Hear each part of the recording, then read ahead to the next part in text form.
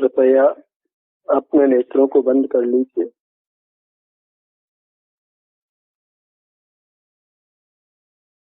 और अपना संपूर्ण ध्यान अपने आप पर लाइए। स्वावलंबन करिए,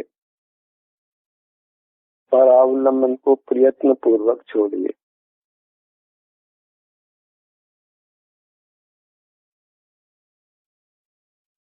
मनुष्याकार ये अपना स्वद्रव्य है।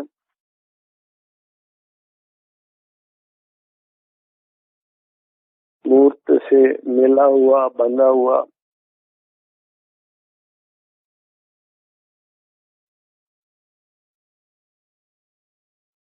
मूर्त पदार्थों को जानने से मूर्त पदार्थों का बंध हुआ है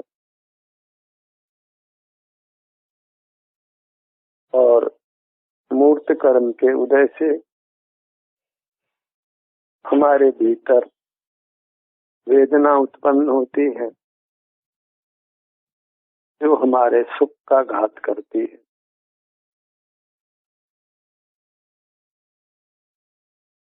अपने विस्तार में, अपनी अमूर्त काया में जो भी जिस भी भाग में वेदना है उसको शांति से सहन करना है।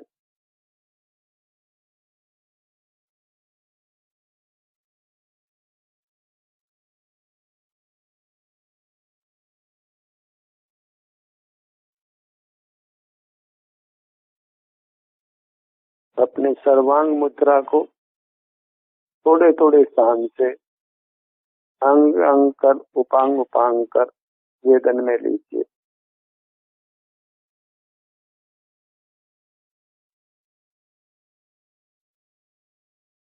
जब तक कर्म का संबंध है तब तक हम अपनी संपूर्ण काया का सुख दुख एक साथ वेदन में नहीं ले सकते।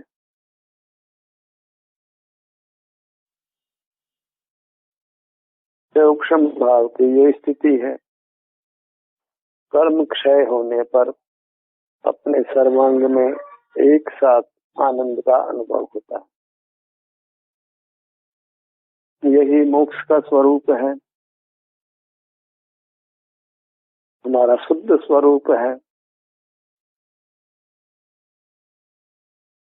इसी से हमको परमात्मा संज्ञा मिलती है।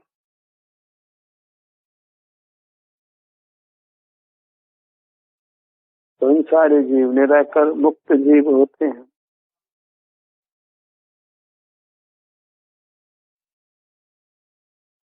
जिस समय हम शारीरिक सुख दुख का अनुभव वेदन करते हैं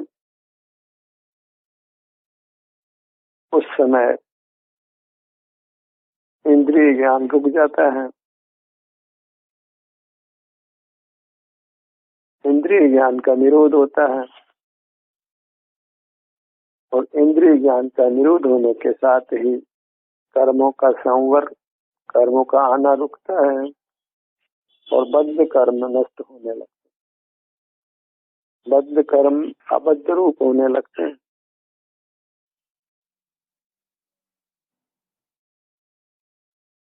मोक्ष मार्ग का यही विधान है कि पर पदार्थों का जो कि मूर्त है उनको विषय बनाना छोड़कर जो हम अमूर्त स्वयं सुख स्वभावी हैं उस सुख का ही, उसके सुख गुण के परिणाम को ही भोगा जाए।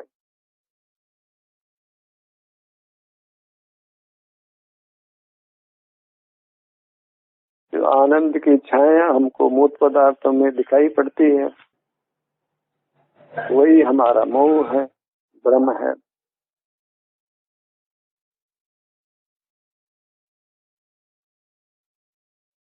अवसाता की निवृत्ति में कदाचित मूर्त पदार्थ निमित्त बनते हैं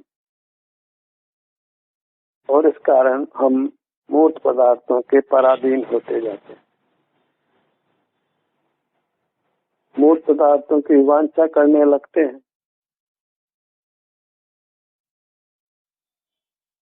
यदि बाह्य पदार्थों का आलम्बन लिए बिना ही असता को मात्र शांति से भोग लिया जाए तो फिर अमूर्त पदार्थों की स्वतंत्रता से मुक्त होने लगे।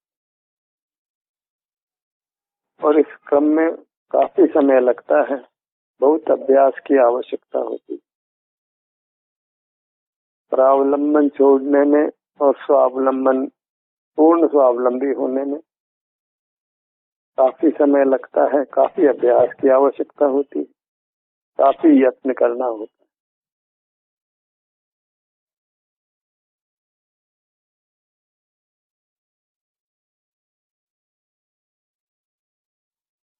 उद्गल के परमाणु की तरह हम छोटे नहीं हैं, लघु नहीं हैं, अपितु बड़े हैं, महान हैं।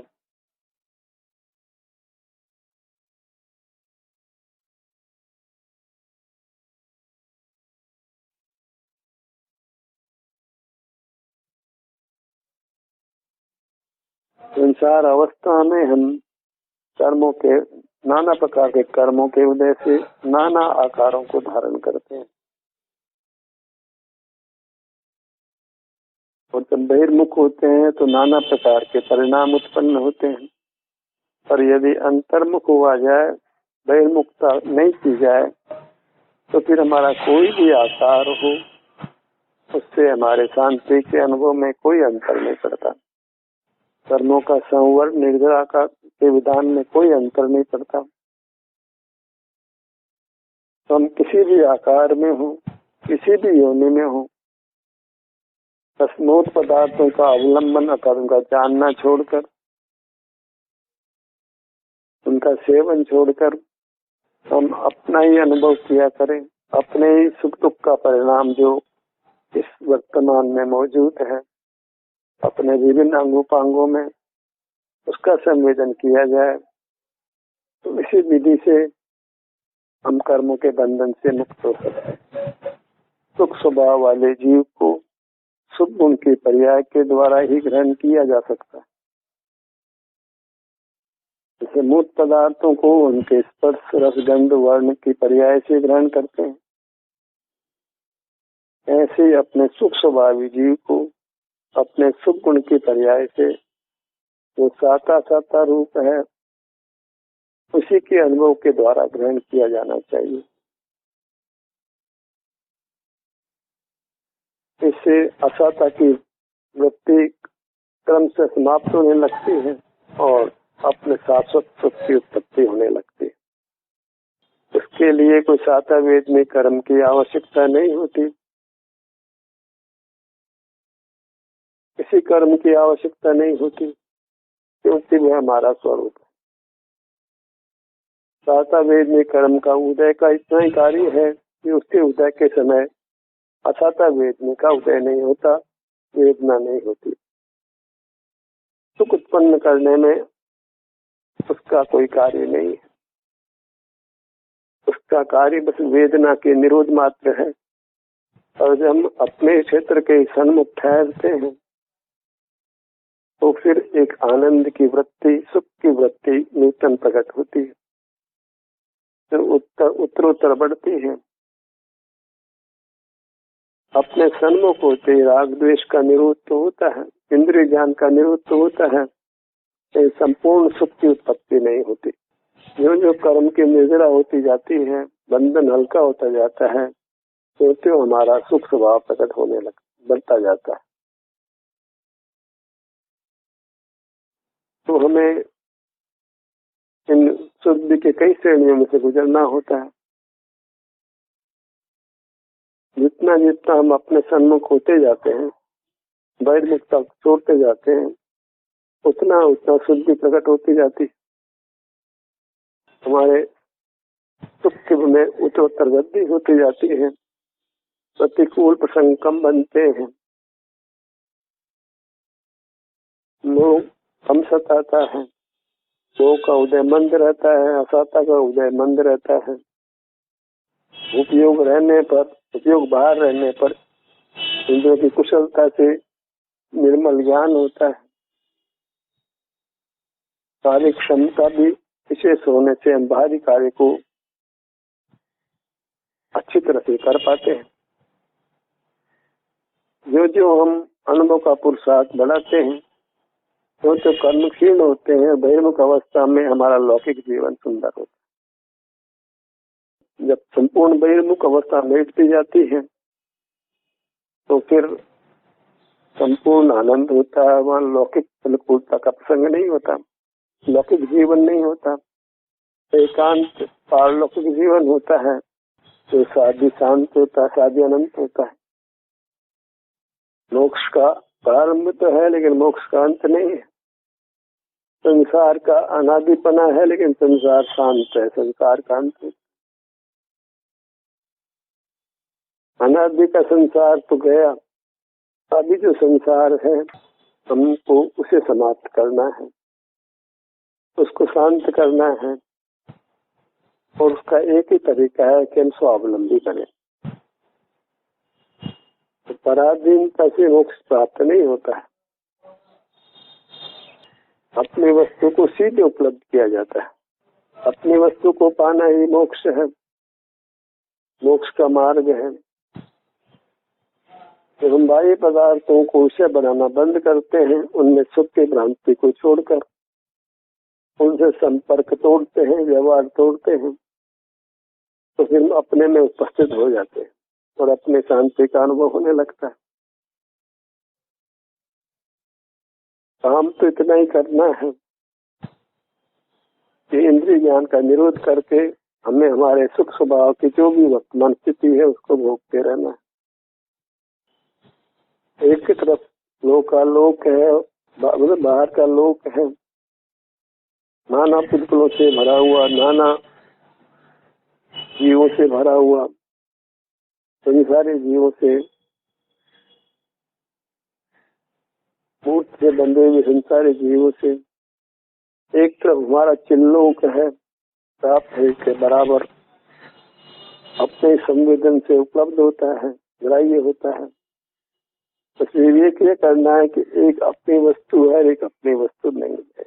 एक में अपने में सुख है, बाहर मूर्त पदार्थों में सुख नहीं है। तो मूर्त पदार्थ जो कि हमारे असत्ता की निवृत्ति में कभी कदाचित निमित्त बनते हैं और उससे हमें ऐसा लगता है कि वो उपयोगी है, तो हम उनको पाने के लिए प्रयत्न करते हैं, उनके प्रति हमारा राग हो जाता है। उन पदार्थों में आने में, प्राप्त होने में जो बाधक कारण बनते हैं उनके प्रति द्वेष हो जाता है। इस राग द्वेष की बत्ती में हम झूलते रहते हैं।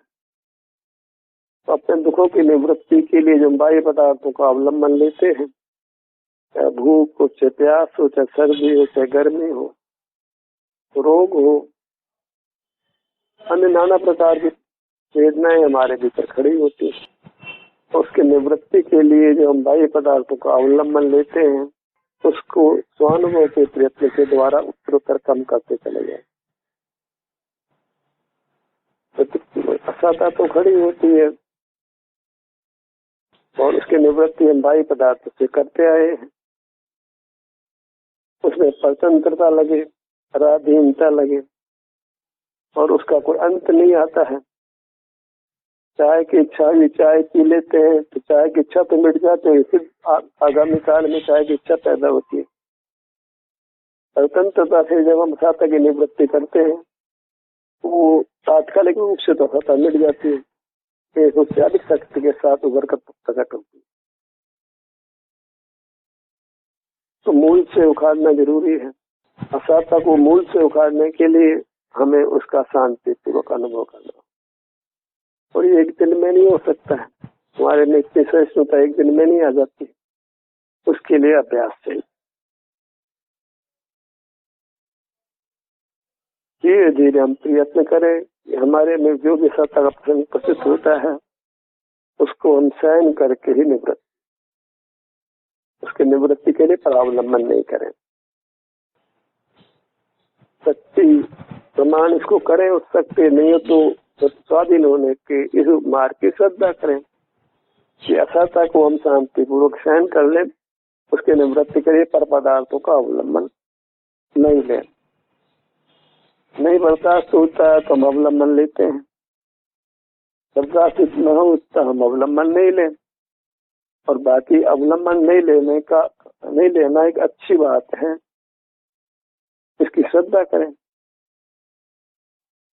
अपने शरीर में होने वाली अनेक प्रकार की प्रतिकूलताओं को हम सहन कर लें, वही व्रत आदि नाना प्रकार के उपायों से उनसे हम धीरे धीरे निवृत्त होने का उपाय करें, और ऐसे रूपांतरण होगा हमारे में, हम परावलंबन से छूटते जाएंगे और स्वावलंबी होते जाएंगे।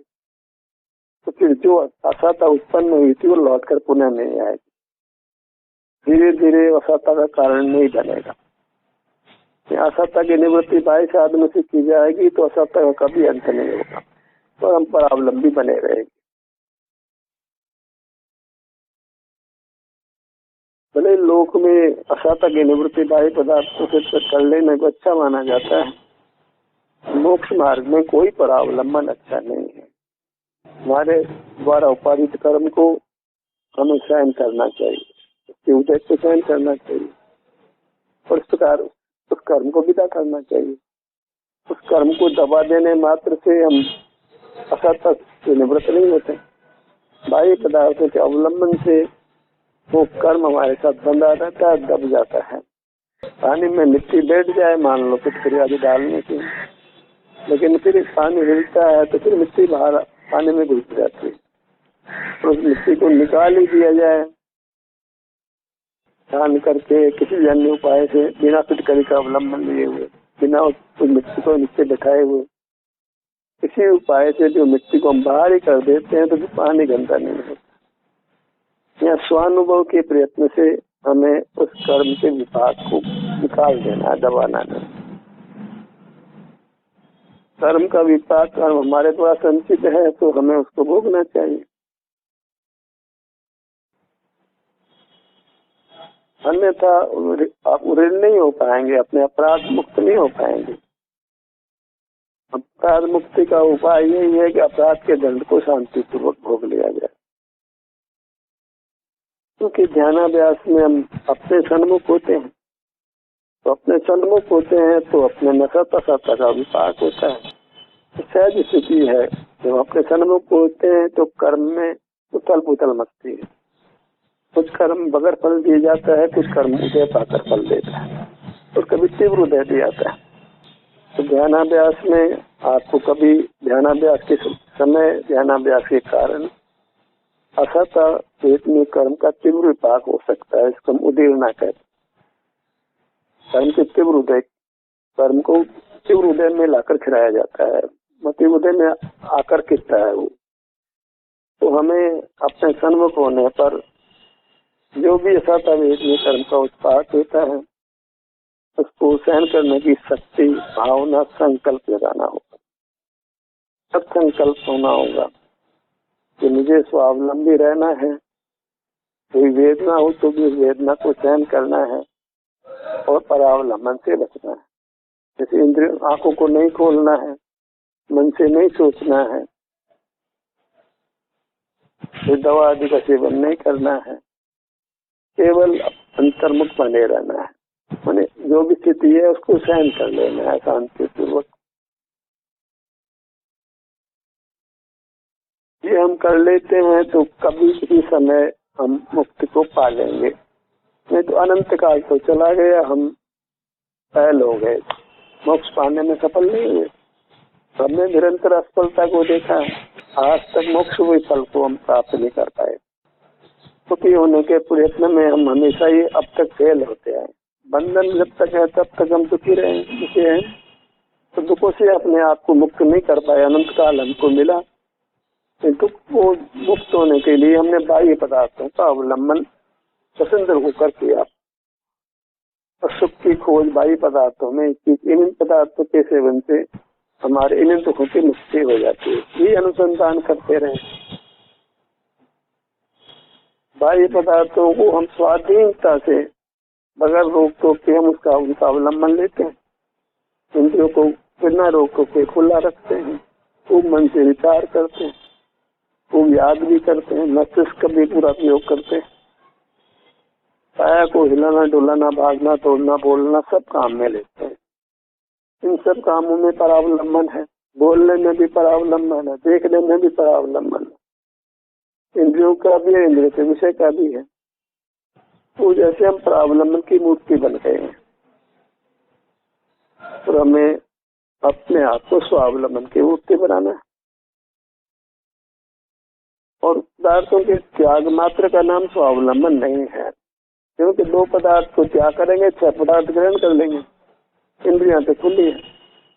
तो पदार्थों का त्याग माने क्या? ज्ञान में उन पदार्थों को नहीं लेना, ज्ञान में त्याग रूप अवस्था, ये यथार्थ प्रत्याख्यान, यथार्थ त्याग। इंद्रिय ज्ञान का निग्रह कर लेना, ये परावलंबन का त्याग। यथार्थ त्याग ये है। व्यवहार में तो हमने अनेक बार मुनि अवस्था भी ग्रहण की है, आगम उसका साक्षी है, लेकिन जो वास्तविक त्याग था वो तो हमने नहीं किया। जो त्याग के सहकारी त्याग थे, जो कदाचित अनुभव में इंद्रिय ज्ञान के त्याग में कदाचित सहायक हो सकते थे, इसलिए उनका उपदेश था, तो हमने सहायक साधनों को तो अपनाया। पर उस साधना, उस सहायक कार्य के लिए, इस काम के लिए हम बाह्य पदार्थों को छोड़ रहे हैं, इस काम में क्या लें? बाह्य पदार्थों का त्याग किया विकल्प पूर्वक, इसलिए कि हम इंद्रिय ज्ञान का निरोध आसानी से कर सकते।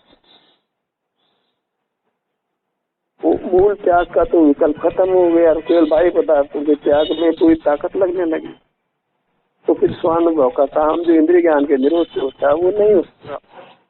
स्वावलंबन के बिना मोक्ष मार्ग नहीं बना।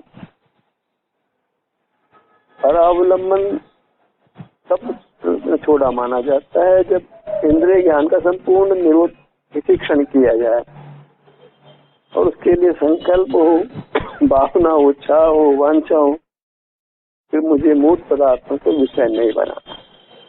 पहली बात ये है, उस मूर्त पदार्थों का सेवन नहीं करना है, कम से कम करना है। भोजन के रूप में, पानी के रूप में, वस्त्र के रूप में, मकान के रूप में, वाहन के रूप में, नाना प्रकार से मूर्त पदार्थों को जानकर अवलंबन लेते हैं, बगैर जानने भी उनका परिग्रह करते हैं, उनका सेवन करते हैं। नाना प्रकार से मूर्त पदार्थों का अवलंबन होता है। तो उस सब प्रकार के अवलंबनों से छूटने का जो उपाय है वो भीतर पहले तो ये भावना है कि मुझे मूर्त पदार्थों का अवलंबन कम करते हुए समाप्त करना है, पराधीनता को मिटाना है, तो अवलंबी होना। मूर्त पदार्थ में सुख में, अन्य जीवों में भी पहले दिखाई नहीं देते, मूर्त के असत बंधन उनके साथ व्यवहार बनता है, तो उनके साथ व्यवहार को भी मिटाना है।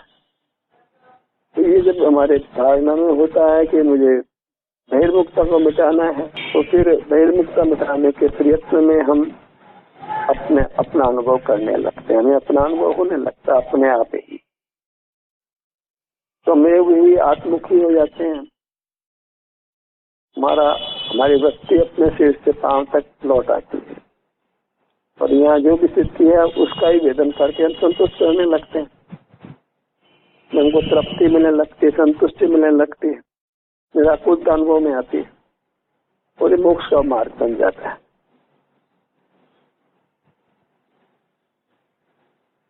तो 2 बातें हुई, कर रहे हैं परावलंबन, धीरे धीरे उस परावलंबन से मुक्त होना, उसमें प्रधानता से इंद्रिय ज्ञान का निरोध करना।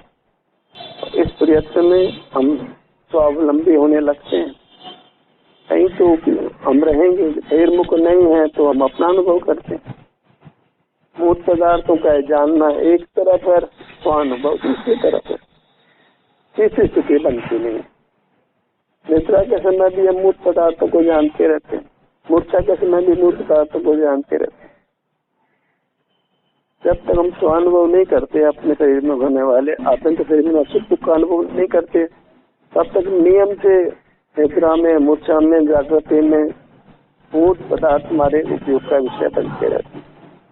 कभी कर्णेंद्र से, कभी चक्षु से, विक्रांति, कभी रसनेंद्र से, कोई स्पर्शेंद्र से, कभी मन के द्वार से, कभी स्मृति मस्तिष्क के माध्यम से। पर हम निरालंब नहीं रहते, या तो अपना अनुभव करेंगे, अपने सुख का, अपने भीतर होने वाले सुख दुख का संवेदन करेंगे, या फिर परावलंबी होंगे। उत्तम स्थिति यह है कि हम परावलंबी न हो, स्वावलंबी बने, अपने भीतर ही जो भी स्थिति हमारी बन रही है सुख दुख की, क्योंकि अभी संपूर्ण सुख तो नहीं है, कोई कर नहीं सकता है, कोई चैलेंज भी नहीं कर सकता है। असाता अविपाक बहुत आगे तक चलता है। कभी साता का उदय होगा, कभी असाता का उदय होगा। तो असाता में आपको भीतर अच्छा नहीं लगेगा, साता में आपको भीतर अच्छा लगेगा। तो अनुभव में अच्छा ही लगे ये कोई शर्त नहीं है।